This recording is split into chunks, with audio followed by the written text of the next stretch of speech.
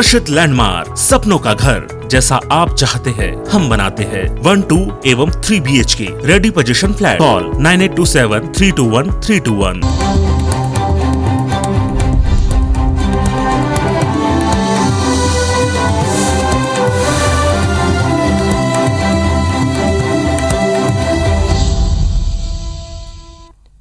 नमस्कार, आप देख रहे हैं IBC 24। मैं हूं आपके साथ राहुल सिन्हा। मध्य प्रदेश के खबरों के बुलेटिन मेरा मध्य प्रदेश में आपका स्वागत है और बुलेटिन की शुरुआत करेंगे इस वक्त की एक बड़ी खबर से। भोपाल से बड़ी खबर। 100% क्षमता के साथ अब स्कूल खुलेंगे। मध्य प्रदेश में अब 100% क्षमता के साथ स्कूल खोले जाएंगे। स्कूल शिक्षा मंत्री इंदर सिंह परमार ने ये बयान दिया है। कोरोना काल में लगी सभी पाबंदियां हटा दी गई है। उन्होंने कहा कि बच्चों का पढ़ाई में और नुकसान ना हो, इसलिए ये फैसला लिया गया है। अभिभावकों से बच्चों को स्कूल भेजने का भी उन्होंने अनुरोध किया। 10वीं और 12वीं की परीक्षाएं फरवरी मार्च में होंगी, ये भी उन्होंने कहा है। ऐसे में मध्य प्रदेश स्कूल शिक्षा विभाग ने भी निर्णय किया है कि अब स्कूलों को पूरी क्षमता के साथ में प्रारंभ करें, क्योंकि जिस प्रकार से पढ़ाई प्रभावित हो रही है, स्कूल के अलावा उसका कोई विकल्प नहीं है।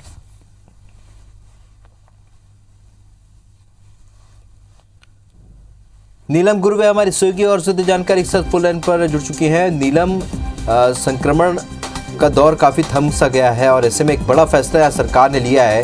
क्या कुछ सोच है आगे किस तरीके से इम्प्लीमेंट किया जाएगा? क्या अब भी जो प्रोटोकॉल उनका ध्यान रखा जाएगा? जी राहुल, बिल्कुल। मध्य प्रदेश में हम बात करें तो कोरोना संक्रमण की रफ्तार काफी धीमी हो गई है और कुछ दिनों पहले ही मुख्यमंत्री शिवराज सिंह चौहान ने कोरोना काल में लगाई गई सभी पाबंदियों को हटा दिया। हालांकि ये जरूर कहा गया है कि सावधानी रखना बेहद जरूरी है और जो प्रोटोकॉल होता है उसका पालन करना भी जरूरी है। और इसी के तहत अब स्कूल शिक्षा विभाग ने फैसला लिया है कि जो कक्षाएं अभी तक 50% क्षमता के साथ संचालित हो रही थी, वो कक्षाएं भी अब 100% क्षमता के साथ जो है संचालित होंगी। साथ ही साथ जो ऑनलाइन क्लासेस थी उनको भी आने वाले दिनों में बंद कर दिया जाएगा, ताकि जो टीचर्स है वो पूरा ध्यान जो है ऑफलाइन मोड पर पढ़ाई पर दे। क्योंकि फरवरी मार्च का महीना जो होता है वो बोर्ड परीक्षाओं का महीना होता है और स्कूल जो है कोरोना काल के चलते इस बार काफी देरी से कक्षा 10वीं और 12वीं के खुले थे। ऐसे में अब ये जरूरी है कि ज्यादा से ज्यादा जो पढ़ाई है वो ऑफलाइन मोड पर हो। बच्चों को भी कहीं ना कहीं ऑनलाइन पढ़ाई में दिक्कतें आ रही थी और इसी बात का ध्यान में रखते हुए अब जब संक्रमण की रफ्तार धीमी हो गई है और 18+ वाले जो भी लोग हैं सबका वैक्सीनेशन मध्य प्रदेश में लगभग हो चुका है।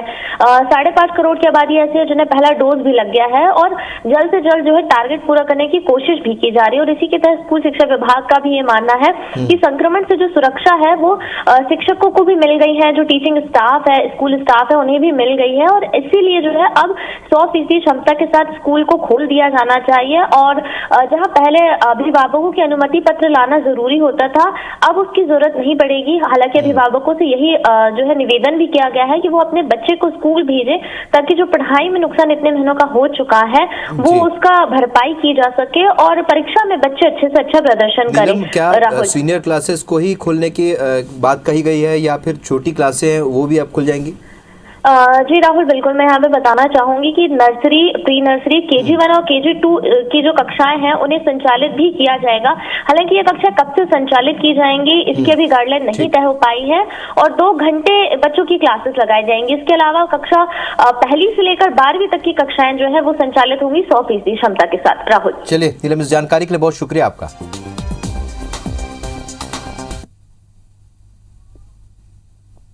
बढ़ते आगे। कोरोना से मौत पर अब मदद राशि मिलेगी। मध्य प्रदेश में कोरोना से मौत पर अनुग्रह राशि दी जाएगी। 50,000 की अनुग्रह राशि देने के आदेश जारी कर दिए गए हैं। कोविड संक्रमण से मृत्यु पर ये राशि दी जाएगी। योजना में पोस्ट कोविड मृत्यु को भी शामिल किया गया है। राज्य सरकार ने कलेक्टर्स को इसके लिए आदेश जारी कर दिया है। तो अनुग्रह राशि दी जाएगी 50,000 रुपए की, जिसके लिए आदेश जारी हो चुका है। कलेक्टर्स को आदेश जारी किए गए हैं।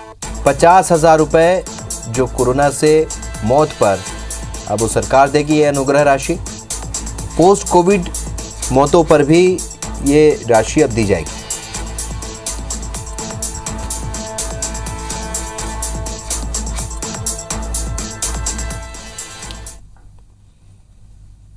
आगे बढ़ते हैं। सीएम शिवराज ने लॉ एंड ऑर्डर और कानून व्यवस्था को मजबूत बनाने के लिए पुलिस कमिश्नर सिस्टम लागू करने का फैसला लिया है। यानी सरकार ने पुलिस को मजिस्ट्रियल पावर देने का मन बना लिया है। मुख्यमंत्री शिवराज सिंह चौहान ने घोषणा की है कि भोपाल और इंदौर में पुलिस कमिश्नर सिस्टम लागू होगा। इसमें पुलिस को मजिस्ट्रेट लेवल के अधिकार मिल सकेंगे। सीएम शिवराज ने कहा है कि प्रदेश में कानून व्यवस्था की बेहतर स्थिति है और पुलिस अच्छा काम कर रही है। पुलिस और प्रशासन ने मिलकर कई उपलब्धियां भी हासिल की, लेकिन शहरी जनसंख्या तेजी से बढ़ रही है। भौगोलिक दृष्टि से भी महानगरों का विस्तार हो रहा है, इसलिए कानून व्यवस्था से जुड़ी समस्याओं के समाधान और अपराधियों पर नियंत्रण के लिए हमने फैसला लिया है। वहीं कांग्रेस ने इस फैसले पर सवाल उठाए हैं। तो आपको बता दें कि क्या है पुलिस कमिश्नर सिस्टम। पुलिस को इसमें मजिस्ट्रेट लेवल की पावर मिलेगी। डीसीपी एसीपी के पास मजिस्ट्रेट के अधिकार होंगे। इसका मतलब ये होगा कि पुलिस को लाठीचार्ज और धारा 144 लागू करने के लिए कलेक्टर के आदेश का इंतजार नहीं करना होगा। गुंडों को जमानत मिलेगी या नहीं, ये पुलिस की कोर्ट में तय होगा। शस्त्र लाइसेंस, धरना प्रदर्शन की अनुमति, एनएसए लगाने का अधिकार भी मिल पाएगा। आबकारी की एनओसी, बिल्डिंग परमिशन की एनओसी देने जैसे अधिकार भी पुलिस के होंगे।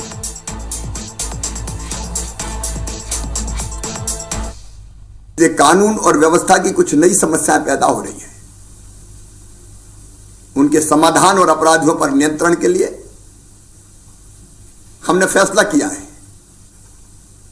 कि प्रदेश के 2 बड़े महानगरों में हम पुलिस कमिश्नर सिस्टम लागू कर रहे हैं। कानून व्यवस्था की स्थिति सुचारू रूप से सुव्यवस्थित रहे, उसके लिए आवश्यक है कि मध्य प्रदेश के इन 2 महानगरों में हम कमिश्नर प्रणाली लागू करें। आज इन दोनों शहरों में माननीय मुख्यमंत्री जी ने पुलिस कमिश्नर प्रणाली लागू करने का निर्णय लिया है। सरकार को इस बात के लिए बधाई देता हूं और जनता को भी इस बात के लिए शुभकामनाएं इंदौर और भोपाल की, कि उनको एक नई कमिश्नर प्रणाली के माध्यम से और बेहतर से बेहतर प्रशासन में, कानून व्यवस्था में और हम सबको ताकत मिलेगी। अपरिपक्व मुख्यमंत्री का अपरिपक्व भरा हुआ निर्णय मानूंगा, क्योंकि बिना पूरे अध्ययन के इस तरह से राजनीतिक लालच में कमिश्नरी प्रणाली की घोषणा कर देना ये प्रदेश के हित में शायद ठीक नहीं है।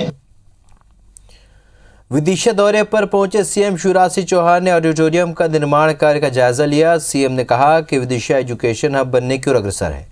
उन्होंने कहा कि कोरोना के कम होते मामलों के बाद यहां अधूरे कार्यों को पूरा करने के लिए राशि स्वीकृत की जा रही है। इस दौरान सीएम शिवराज शहर में दिवंगत बीजेपी नेताओं के घर भी शोक संवेदना व्यक्त करने के लिए जाएंगे। इसके बाद बाढ़ वाले गणेश मंदिर और अपने फार्म हाउस पर खुद की खेती का अवलोकन भी करेंगे।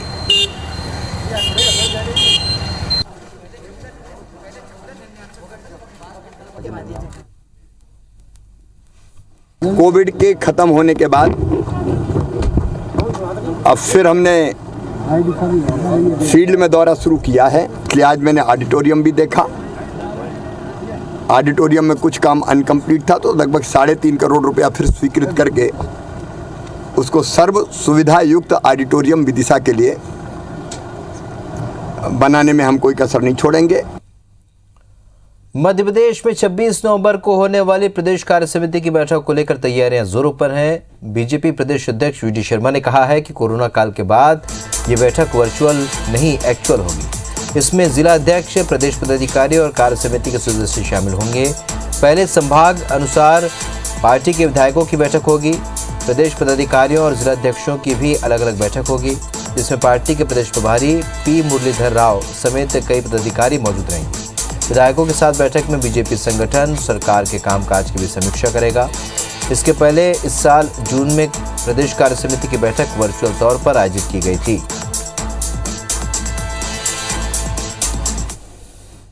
भारतीय जनता पार्टी की प्रदेश की कार्य समिति की बैठक 26 नवंबर को भोपाल के अंदर आयोजित होगी। आगामी समय में संगठन काम को और सुदृढ़ बनाने के लिए हमारी भूमिका कैसे बनेगी, इन सारी बातों पर चर्चा होगी। और एक कार्य समिति पहले वर्चुअल हुई थी, अब एक्चुअल कार्य समिति इस कोरोना के संकट के बाद पहली बार होगी। कांग्रेसियों के घुटने तोड़ने वाले बयान को लेकर पूर्व मुख्यमंत्री दिग्विजय सिंह के निशाने पर आए बीजेपी विधायक रामेश्वर शर्मा ने दिग्विजय सिंह के और उनके घर के बाहर रामधुन करने के फैसले पर कहा कि अगर दिग्विजय सिंह रामधुन करने आते हैं तो उनका स्वागत है, पर दिग्विजय सिंह बताएं कि रामधुन की आड़ में किन गुंडों को बचाना चाहते हैं। रामेश्वर शर्मा ने कहा कि उन्होंने जो बयान दिया वो उनके क्षेत्र में कजली खेड़ा गाँव के इसरार नाम के गुंडे को लेकर था, इसे बचाने की कोशिश दिग्विजय सिंह कर रहे हैं। रामेश्वर शर्मा ने कहा कि अगर दिग्विजय सिंह केवल रामधुन के लिए आ रहे हैं तो उनका स्वागत है। रामेश्वर शर्मा से पूरे विवाद पर बात की IBC 24 संवाददाता सुधीर दंडोतिया ने। कांग्रेस नेताओं के ऊपर बयान देकर सुर्खियों में बीजेपी के विधायक रामेश्वर शर्मा और दिग्विजय सिंह जी ने उनके चैलेंज को स्वीकार किया, घुटने तोड़ने की बात की थी। सर, दिग्विजय सिंह जी का ट्वीट आपने देखा होगा और उसके बाद आपका भी ट्वीट हमने देखा, 24 तारीख को आने की बात कर रहे हैं। हमने स्वागत किया ना, रामधुन करने आ रहे हैं, स्वागत है। सिर्फ रामधुन में आपका स्वागत है। हम रामधुन में साथ भी रहेंगे, स्वागत भी करेंगे और रामचरितमानस भेंट भी करेंगे, लेकिन रामधुन करने के पीछे का तरीका क्या है? दिग्विजय सिंह जी, अगर आप इतने बड़े राम भक्त होते तो कार सेवकों की हत्या नहीं होती। दिग्विजय सिंह जी, आप इतने बड़े राम भक्त होते तो राम मंदिर का विरोध नहीं करते। दिग्विजय सिंह जी, आप इतने बड़े राम भक्त होते तो राम जन्मभूमि के मुहूर्त पर जब भूमि पूजन हुआ उसका आप विरोध नहीं करते। दिग्विजय सिंह जी, आप तो आतंकवादियों को जी कहने वाले हैं। आप रामधुन कब से करने लगे? चलो देर सही, आए रामधुन करोगे तो हम स्वागत करेंगे। सर बोल रहे हैं कि गांधी प्रतिमा से आएंगे चलकर और आपके यहाँ पर 1 घंटे तक रामधुन, क्या कैसे स्वागत कर रहे हैं? रामधुन में कैसे स्वागत होगा? जय जय श्री राम का स्वागत होगा, जय जय श्री राम, इसी आदर से स्वागत होगा। राम भक्त आ रहे ना, हम पूछेंगे आओ रामधुन करोगे, पर यह भी बताना कि इसरार खान कौन है, इसके कारण रामधुन कर रहे हो क्या? माफिया को बचाने के लिए? ऐसे कितने आरोप और झेलोगे दिग्विजय सिंह जी? जाहिर सी बात है, जो ट्वीट में चेतावनी थी और जो बयान में चेतावनी थी लगभग उसी अंदाज में स्वागत की बात यहाँ पर रामेश्वर शर्मा कर रहे हैं और रामधुन अगर दिग्विजय सिंह करने आते हैं तो उनका स्वागत किया जाएगा, ये साफ तौर पर कहना है। कैमरामैन वीरेंद्र के साथ सुधीर दंडोतिया, IBC 24 भोपाल। भोपाल में सांसद प्रज्ञा सिंह ठाकुर ने मोतीलाल विज्ञान महाविद्यालय परिसर स्थित मजार पर आने वाले लोगों को लेकर आपत्ति जताई है। सांसद ने कॉलेज परिसर में लोगों के अनाधिकृत प्रवेश से कॉलेज में पढ़ने वाले स्टूडेंट्स और स्टाफ को खतरा बताया है। सांसद ने कमिश्नर और कलेक्टर को पत्र लिखकर कार्रवाई करने के लिए कहा है। सांसद ने पत्र में लिखा है कि MVM कॉलेज की उत्तर पूर्व दिशा में मजार पर लोगों के अवैध असमय प्रवेश और कभी कभी भीड़ जमा होने पर सुरक्षा का खतरा रहता है।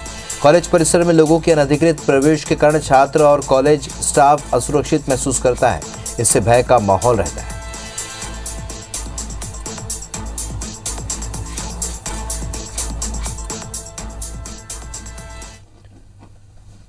राजधानी भोपाल के हबीबगंज स्टेशन का नाम बदलने के बाद अब शहर के हमीदिया अस्पताल के नाम को भी बदलने की मांग उठने लगी है। बीजेपी के चिकित्सक संघ ने हमीदिया अस्पताल का नाम वरिष्ठ चिकित्सक स्वर्गीय NP मिश्रा के नाम पर रखने की मांग उठाई है, जिसे लेकर एक पत्र चिकित्सा शिक्षा मंत्री विश्वास सारंग, चिकित्सा शिक्षा विभाग और मेडिकल टीचर्स एसोसिएशन को लिखा गया है। पत्र में जिक्र है कि दिवंगत डॉक्टर NP मिश्रा ने भोपाल कांड से लेकर मरणोपरांत तक मरीजों की सेवा की है। उन्होंने मेडिकल टीचर के तौर पर भी देश को कई जाने माने डॉक्टर्स दिए हैं, इसलिए उनकी याद में हमीदिया अस्पताल का नाम डॉक्टर NP मिश्रा स्मृति चिकित्सालय किया जाना चाहिए। वहीं चिकित्सा शिक्षा मंत्री विश्वास सारंग का कहना है कि यदि ऐसा कोई प्रस्ताव आता है तो उस पर विचार किया जाएगा।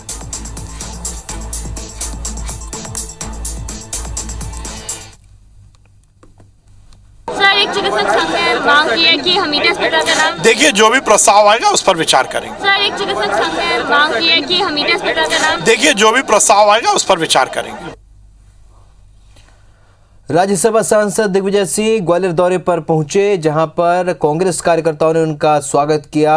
वो यहां कई कार्यक्रमों में शामिल हुए, इसके बाद वो दतिया रवाना हुए। दिग्विजय सिंह ने कृषि कानून वापस लेने की बात पर कहा कि देर आए दुरुस्त आए, लेकिन 700 किसानों की मौत पर जवाब देना होगा। किसानों को अभी तक भरोसा नहीं, क्योंकि बीजेपी के कुछ नेता कह रहे हैं कि कानून को वापस लाया जाएगा।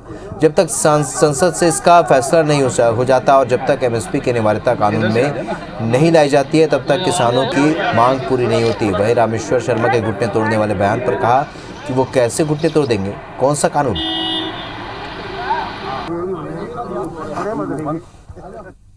देर से आए दुरुस्त आए, लेकिन इस बीच में 700 किसान जो शहीद हुए उसकी जिम्मेदारी कौन लेगा? और अभी भी लोगों को भरोसा नहीं है, क्योंकि भाजपा के कई लोग कह रहे हैं कि इसको हम वापस ले आएंगे। जब तक संसद में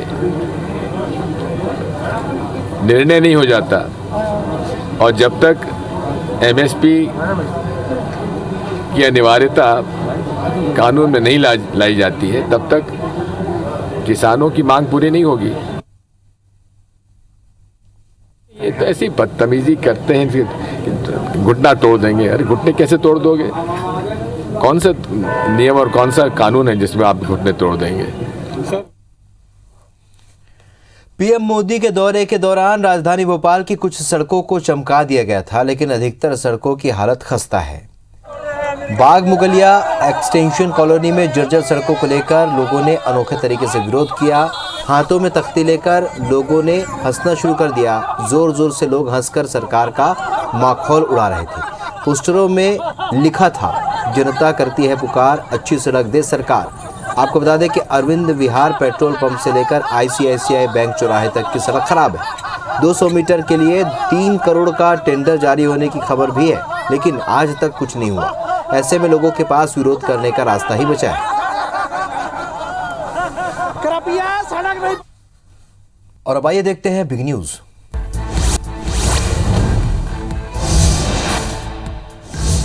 मोदी कैबिनेट 24 नवंबर को कृषि कानूनों की वापसी पर अपनी मंजूरी दे देगी। इसके बाद 29 नवंबर से शुरू हो रहे संसद के शीतकालीन सत्र की शुरुआत में ही कानून वापस लेने की संवैधानिक प्रक्रिया शुरू कर दी जाएगी।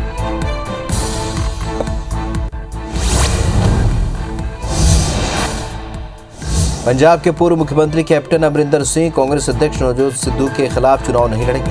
कैप्टन ने ऐलान किया है कि मैं पटियाला से ही चुनाव लड़ूंगा। उन्होंने कहा कि सिद्धू की खातिर मैं पटियाला नहीं छोड़ूंगा। कैप्टन की ये बात इसलिए अहम है क्योंकि अब तक वो कहते रहे हैं कि सिद्धू को किसी भी सूरत में जीतने नहीं देंगे।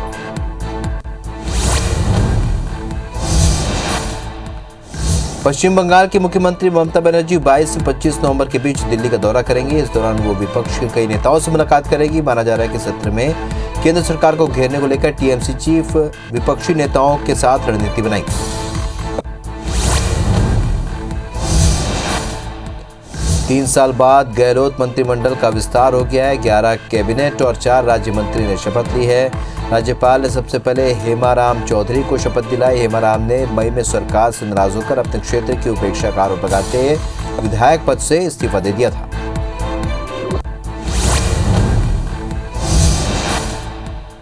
इससे पहले सीएम अशोक गहलोत ने कांग्रेस विधायकों को संबोधित करते हुए कहा कि जो मंत्री नहीं बन पाए हैं उनकी भूमिका कम नहीं है। जो बच गए उन्हें एडजस्ट किया जाएगा। जो धैर्य रखता है उसे कभी न कभी मौका मिलता है। सब तरह से फैसला हुआ है। राजस्थान में बार बार सरकार में बदलाव आता है, लेकिन इस बार हम सरकार रिपीट करके दिखाएंगे।